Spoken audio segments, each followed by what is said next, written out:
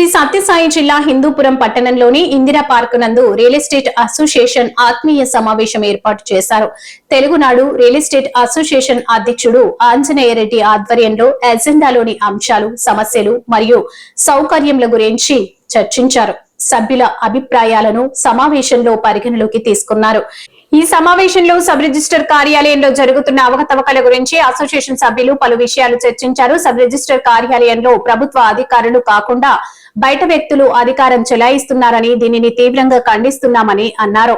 Sub రిజిస్టర్లు original link డాక్యుమెంట్లు చూడనిది, registration చేయకూడదు, దీని వలన డబుల్ రిజిస్ట్రేషన్ జరుగుతున్నాయని, దీని వలన ప్రజలు చాలా ఇబ్బందులు పడుతున్నారని తెలిపారు. ఈ విషయాలను సబ్ రిజిస్టర్ భాగ్య శేఖర్ రెడ్డికి వినతి పత్రం అందించి సబ్ రిజిస్టర్ల దృష్టికి కూడా తెలియజేయడం జరిగిందని అధ్యక్షులు ఆంజనేయ రెడ్డి పేర్కొన్నారు. ఈ విషయాలపై సబ్ రిజిస్టర్ భాగ్య శేఖర్ రెడ్డి స్పందించి మాట్లాడారు.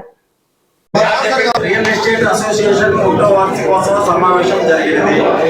విషయం సబ్ రిజిస్టర్ ఆఫీసు నందు జరుగుతున్న అవకతవకల గురించి చర్చించవలసిన అంశంలో ఒకటి, సబ్ రిజిస్టర్ ఆఫీసు నందు ప్రభుత్వ అధికారులు కాకుండా బయట వ్యక్తుల అధికారం చెలాయిస్తున్నారు. దీనిని తీవ్రంగా ఖండిస్తున్నాం. రైటర్స్ ద్వారా సబ్ రిజిస్టర్ ఆఫీసు నందు మామూలు వసూలు డిమాండ్ చేస్తున్నారు. ఒరిజినల్ లింక్ డాక్యుమెంట్ చూడనిది, రిజిస్ట్రేషన్ చేయకూడదు, దీని వలన డబుల్ రిజిస్ట్రేషన్ జరుగుతుంది. దీని వలన ప్రజలు చాలా ఇబ్బందులు పడుతున్నారు. బయట వ్యక్తులు ఎక్కువ వసూలు చేస్తారో నాకు కంప్లైంట్ పని చేద్దాం. నేనైతే డాక్యుమెంట్ నాకు ఇంకొస్తే నేను ఎవరు రాలేదు. ఇప్పుడు మీరు లో ఫీజ్ అనేది మాకు ప్రతి రైట్ ఏమంటే మేము మాట్లాడితే అంటాను. ఈ లో ఫీజ్ అనే దానికి ఎక్కడన్నా జీవో ఏమన్నా ఉందేమో చెప్పండి. ఇప్పుడు మీకు చెప్తున్నాం కదా, నేను ప్రజలతోనే మాట్లాడతాను. ఇది లో ఫీజ్ అనేది ఉండదు కదా. మేము 5,000 కాదు, చాలా వచ్చినాయి. మీరైతే వసూలు చేయడం లేదు కదా. ఇది మా క్లారిటీ. మేము ఇక్కడ ప్రెస్ చేస్తాం. ఎమ్మెల్యే గారి ఆదేశాల మేరకు ఎటువంటి ₹1 కానీ ఇక్కడ ఇవ్వాల్సిన పని లేదు. ఏమన్నా ఉంటే రైట్ బిల్ మాత్రం ఇచ్చుకోండి అని చెప్పి మేము బోర్డు వేస్తాం. చెప్తున్నాను చెప్తున్నాం. అదే మేము చేస్తాం. ఇప్పుడు వరకు జరిగింది జరిగిపోతే ప్రైవేట్ వ్యక్తి అనేవాడు బాగా కలెక్షన్ చేస్తాడు. మాకు బాగా తెలుసు. ఆయన పేరు చెప్పకూడదు, మీకు తెలుసు, మాకు తెలుసు. ఆయన ఎట్టి పరిస్థితుల్లో లోపలికి వచ్చేది లేదు. ఈ ముద్దటి నుంచి కండిషన్ ఇది అసోసియేషన్. లేదంటే దీని పక్షంలో మేము ధర్నా చేసేకైనా రెడీనే.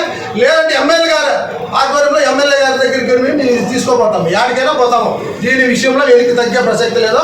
అతను అనేవాడు లోపల రాకూడదు, బయట అంతా డిమాండ్ చేసి బోర్డు పెట్టేస్తాం. అదే ఇంక మీద జరగకూడదు. మా దృష్టికి వచ్చింది కాబట్టి మాకే పద్ధతి మన ముఖ్యప్ప సార్కి రిజిస్టర్ ఇదే. మేము 400 మంది ఒకరిద్దరు కాదు. మేము రాయల్టీగా కరెక్ట్గా రూల్ ప్రకారం అసోసియేషన్ ఫామ్ చేసినది. ఇది ఏం ముగ్గురు ఇద్దరు కాదు. చూడే మేము ఇంత జనం ఉన్నాం, మాకు మర్యాద ఉండాలా. ఫస్ట్ మా ఎమ్మెల్యే గారి సమస్య చూడే ఇంత జనం మా దగ్గర ఉన్నారు. మాకేమన్నా మర్యాద ఉందా చెప్పండి. అది చంద్రబాబు నాయుడు గారే చెప్తాడు మనకి ఏమని చెప్తున్నాడు. మాకొద్దు గౌరవం, మాకేం అవసరం లే. మీ గౌరవం మాకు అవసరం లే. నేను చెప్తా అవసరం లేదు చెప్తాను. న్యాయం కావాలా? మాకు ఎట్టి పరిస్థితుల్లో లో ఫీజులు బయట ఫీజులు జరగకూడదు ఇక్కడ మీద. అంతే. మేము బోర్డు వేస్తాం. ఎమ్మెల్యే డాక్యుమెంట్ వ్యవస్థ లేదు. జనానికి పంపించండి. ఎవరు డాక్యుమెంట్ చేసుకుంటే కొనేవాడే అమ్మేవాడే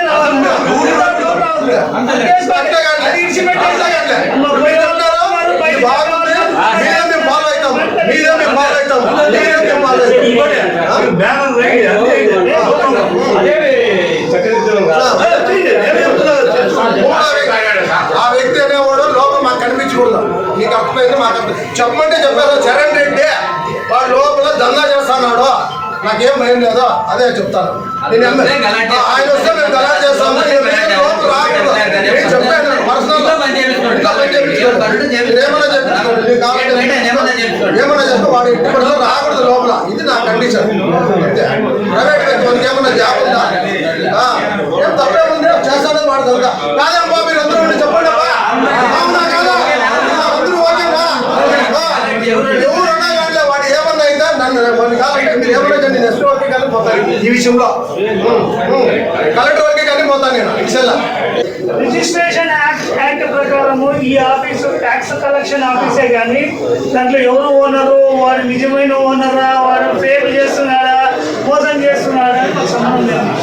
బేసిక్గా మేము తెలుసుకోవాల్సింది ఏంటంటే, మీరు ఒక డాక్యుమెంట్ తీసుకొని వచ్చినారు, ఆ డాక్యుమెంట్లో పలాని రిజిస్టర్డ్ డాక్యుమెంట్ ద్వారా నాకు సంక్రమించినటువంటి ఈ ఆస్తిని నేను పలాని వ్యక్తికి అమ్ముతున్నాను అని రాస్తాడు. పోనీ ఆయన నేను కొనుక్కున్నానని, నేను ఇది కొంటున్నాను, నేను పైసలు ఇస్తున్నాను అంటే మిగతా దాంట్లో ఏం పెట్టే అధికారం సంరక్షించాలి. ఇది tax collection office, government revenue collection office, అంతవరకు మాకు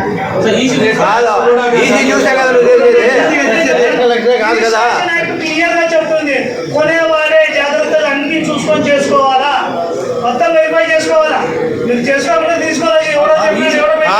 దొంగోడు వచ్చి చేస్తాడబ్బా, ఎట్లా చేస్తావు? ఎట్లా ఇప్పుడు ఓనర్ వచ్చిండు, ఎవడో వాళ్ళ తాత ఏదో తీసుకొచ్చి నాకు సంబంధం ఉంది మీరు చేయండి అని వస్తాడు. పూర్వాపరాలు మీరు చూసిన తర్వాతనే రిజిస్టర్ చేసింది. ఈసీ చూసాడు కదా, మీరు ఈసీ చూడాల్సిందే కదా. మా ముందోడు ఎవడున్నాడని నువ్వు మాట్లాడడం బాగానే ఉంటుంది, చెప్పడం అంత ఈజీ కాదు. చూడండి, ఇది డబుల్ రిజిస్ట్రేషన్ గురించి మాట్లాడుతున్నాం కదా. డబుల్ రిజిస్ట్రేషన్ ఏ కారణంగా రెండు ఆపర్చునిటీస్. ఒకటి డబుల్ రిజిస్ట్రేషన్ చేయించుకున్నటువంటి వ్యక్తులు అమ్మినాయన కొన్నాయన వచ్చి పొరపాటు జరిగింది, మేము క్యాన్సిల్ చేసుకుంటామని చెప్పేసి డాక్యుమెంట్ క్యాన్సిలేషన్ చేపిస్తే తప్ప రిజిస్ట్రేషన్ జరగదు. రెండోది, మీకు జనరల్గా డబుల్ రిజిస్ట్రేషన్ జరిగిన దాంట్లో ఉద్దేశపూర్వకంగానే జరుగుతాయి, తెలిసే చేస్తారు కాబట్టి మీకు రెండో ఆల్టర్నేటివ్ ఏంటంటే, ఎవరైతే ముందు కొన్నాడో ఆయన కంప్లీట్గా 100% నేను చెప్తున్నాను, 100% ఆయనకే అధికారం ఉంటుంది.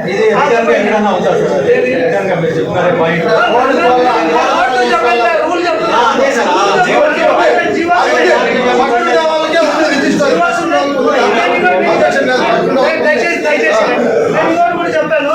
ఏ కారణంగా అయినా సరే రెండవసారి జరిగినటువంటి రిజిస్టర్డ్ డాక్యుమెంట్ ఇంత కూడా వాల్యూ లేదు. రెండో మనకి ఏంటంటే కోర్టులో కేసు ఫైల్ చేస్తే కనుక రెండో డాక్యుమెంట్ ని కోర్టు కొట్టేసి అఫీషియల్ గా డిక్లేర్ చేస్తుంది, ఇది క్యాన్సిల్ చేసినారు అని. క్యాన్సిల్ చేసినారు అనేటువంటి డిక్లరేషన్ డిగ్రీగా మాకు తీసుకొని వస్తే కనుక మేము దీంట్లో ఎంట్రీ చేసేస్తాం. ఎంట్రీ చేసేస్తే అలాంటి కోర్టు జడ్జిమెంట్ ద్వారా ఈ డాక్యుమెంట్ క్యాన్సిల్ చేయడం కావాలంటే మేము చూపిస్తాం. రీసెంట్ గా కూడా ఒక అర్జునుగా కోర్టు ఇచ్చినటువంటి ఆర్డర్ను క్యాన్సిల్ చేస్తూ మేము ఎంట్రీ చేసినటువంటి ఇది మామూలుగా వ్యవస్థ. డాక్యుమెంట్ రైటర్స్ ఉంటారు, బ్రోకర్స్ ఉంటారు, వాళ్ళు ఉంటారు. కానీ వాళ్ళు ఏమంటున్నారు, డాక్యుమెంట్ రైటర్ అని మిగతా వాళ్ళు వద్దు అంటారు. అది ఎట్లా జరుగుతుంది? రూల్ అంటే రూల్ ఫర్ ఆల్ అంతే. గవర్నమెంట్ ఏం చెప్తుంది, బ్రోకర్స్ కానీ డాక్యుమెంట్ రైటర్స్ కానీ మీడియేటర్స్ కానీ అలౌ చేయొద్దు అనేది మా రూలు. అయినా సిస్టమ్ అంతా స్టేట్ వైడ్గా జరుగుతుంది కాబట్టి మేము గమ్మున్నాం. ఇంకా అన్నీ పూసుకొని అంతా కొట్లాడాల్సిన అవసరం నాకైతే లేదు. వాళ్ళు ఏం చెప్తున్నారు,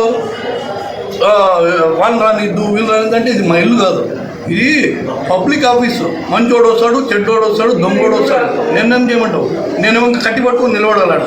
నేను పోలీస్ ప్రొటెక్షన్ తీసుకోవాలంటే అవుతుందా? నాకు పోలీస్ ఇస్తారా? నాకు రోజు ఇస్తారా నాకు ప్రొటెక్షను? మా పని మేము చేసుకునే బరువు అయిపోయింది. ఇక్కడ ఇప్పుడు టైం వచ్చి దాదాపు 10 minutes ఉంటుంది. ఆ 10 minutesలో ఎంత నువ్వు 100 డాక్యుమెంట్ 100 ఎకరాలు పెట్టినా నేను చేయాల్సిందే. 10 ఎకరాలు పెట్టినా చేసాను. నాకు టైమే లేదు.